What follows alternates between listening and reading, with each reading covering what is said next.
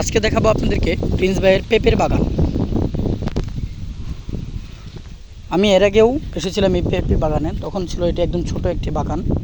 এখন এই বাগানটি অনেক বড় হয়েছে, অত্যন্ত সুন্দর সুগঠিতভাবে এই বাগানটি করা হয়েছে।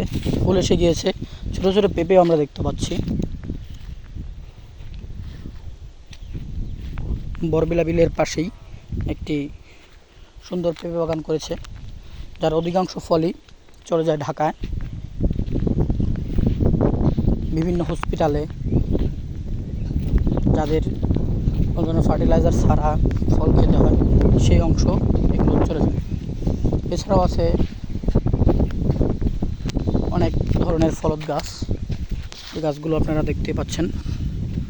জাম্বুরা গাছ আছে, আরও অনেক নাম না জানা অনেক ফলের গাছ আছে যেগুলো আমি জানি না।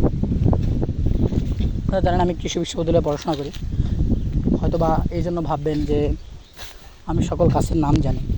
দুঃখের বিষয় হচ্ছে যে আমি সকল গাছের নাম জানি না। এই কারণ হলো আমি পড়াশোনা করি হলো বাংলাদেশ কৃষি বিশ্ববিদ্যালয়ের পশুপালন অনুষদে।